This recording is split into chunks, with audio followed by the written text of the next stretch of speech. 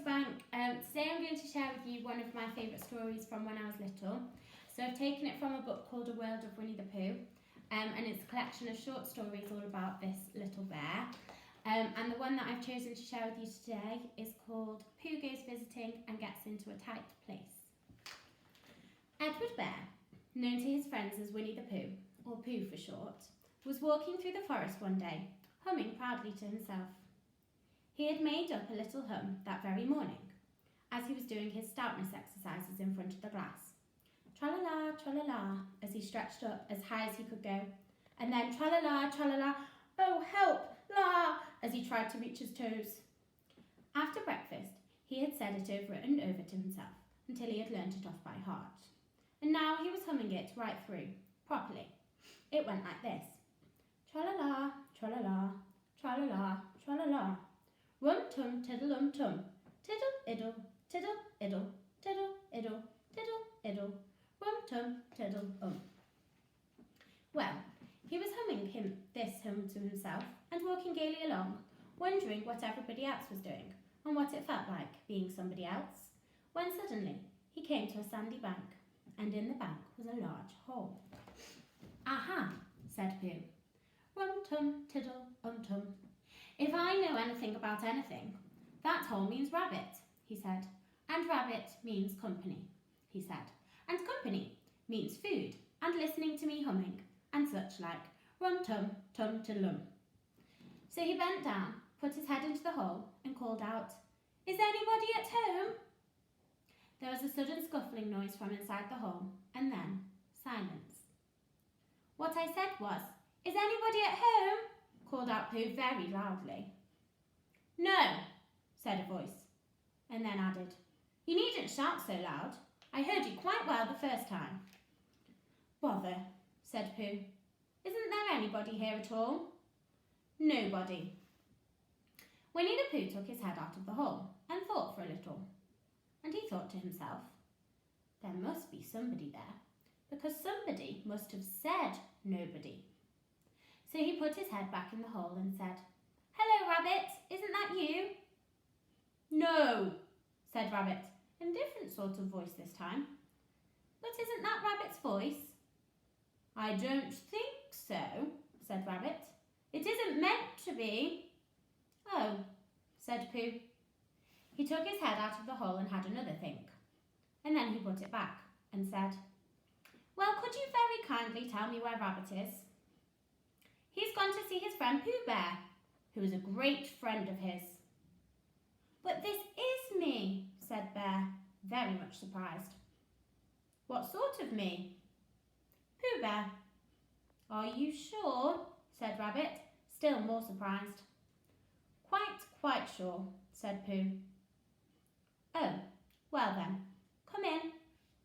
So Pooh pushed and pushed and pushed his way through the hole, and at last he got in. You were quite right, said Rabbit, looking at him all over. It is you. Glad to see you. Who did you think it was? Well, I wasn't sure. You know how it is in the forest. One can't have anybody coming into one's house. One has to be careful. What about a mouthful of something? Pooh always liked a little something at 11 o'clock in the morning, and he was very glad to see Rabbit getting out the plates and mugs. And when Rabbit said, Honey or condensed milk with your bread, he was so excited that he said both. And then, so as not to seem too greedy, he added, But don't bother about the bread, please. And for a long time after that, he said nothing, until at last, humming to himself in a rather sticky voice, he got up, shook Rabbit lovingly by the paw, and said he must be going on. Must you? Said Rabbit politely. Well, said Pooh, I could stay a little longer if you, and he tried very hard to look in the direction of the larder. As a matter of fact, said Rabbit, I was going out myself directly. Oh, well then, I'll be going on. Goodbye. Well, goodbye, if you're sure you won't have any more. Is there any more? Asked Pooh quickly. Rabbit took the covers off the dishes and said, No, there wasn't. I thought not, said Pooh, nodding to himself. Well, goodbye, I must be going on. So he started to climb out of the hole. He pulled with his front paws and pushed with his back. And in a little while his nose was out in the open again. And then his ears, and then his front paws, and then his shoulders, and then... "Oh, help," said Pooh. "I'd better go back." "Oh, bother," said Pooh. "I shall have to go on." "I can't do either," said Pooh. "Oh, help and bother." Now by this time, Rabbit wanted to go for a walk too, and finding the front door full, he went out by the back door and came round to Pooh and looked at him. "Hello, are you stuck?" he asked. "No," said Pooh carelessly, "just resting and thinking and humming to myself." "Here, give us a paw." Pooh Bear stretched out a paw, and Rabbit pulled and pulled and pulled. "Ow!" cried Pooh, "you're hurting." "The fact is," said Rabbit, "you're stuck." "It all comes," said Pooh crossly, "of not having front doors big enough." "It all comes," said Rabbit sternly, "of eating too much." "I thought at the time," said Rabbit, "only I didn't like to say anything," said Rabbit, "that one of us was eating too much," said Rabbit. "And I knew it wasn't me," he said. Well, I shall go and fetch Christopher Robin."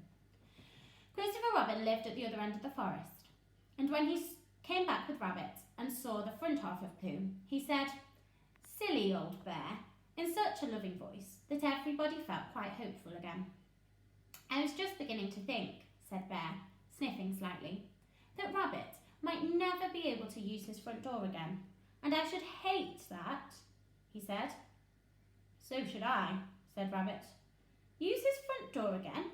said Christopher Robin. "Of course he'll use his front door again." "Good," said Rabbit. "If we can't pull you out, Pooh, we might push you back." Rabbit scratched his whiskers thoughtfully and pointed out that when once Pooh was pushed back, he was back, and of course nobody was more glad to see Pooh than he was. Still there it was.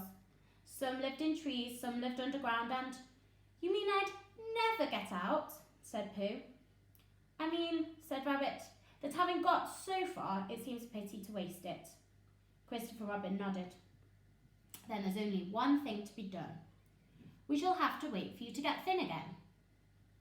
"How long does getting thin take?" asked Pooh anxiously. "About a week, I should think." "But I can't stay here for a week." "You can stay here all right, silly old bear. It's getting you out which is so difficult." "We'll read to you," said Rabbit cheerfully. "And I hope it won't snow," he added. "And I say, old fellow, you're taking up a good deal of room in my house. Do you mind if I used your back legs as a towel horse? Because I mean, there they are, doing nothing, and it would be very convenient just to hang the towels on them." "A week," said Pooh gloomily. "What about meals?" "I'm afraid no meals," said Christopher Robin, "because of getting thin quicker. We will read to you, though." Bear began to sigh, and then found he couldn't, because he was so tightly stuck, and a tear rolled down his eye as he said, "Then would you read a sustaining book, such as would help and comfort a wedged bear in great tightness?" So for a week, Christopher Robin read that sort of book at the north end of Pooh, and Rabbit hung his washing on the south end of Pooh, and in between, Bear felt himself getting slenderer and slenderer. And at the end of the week, Christopher Robin said, "Now!" So he took hold of Pooh's front paws, and Rabbit took hold of Christopher Robin, and all Rabbit's friends and relations took hold of Rabbit, and they all pulled together. And for a long time, Pooh only said, "Ow!" and "Oh!" and then all of a sudden he said, "Pop!" just as if the cork were coming out of a bottle. And Christopher Robin and Rabbit and all Rabbit's friends and relations went head over heels backwards, and on top of them came Winnie the Pooh, free. So with a nod of thanks to his friends, he went on with his walk through the forest, humming proudly to himself. But Christopher Robin looked after him lovingly and said to himself, "Silly old bear,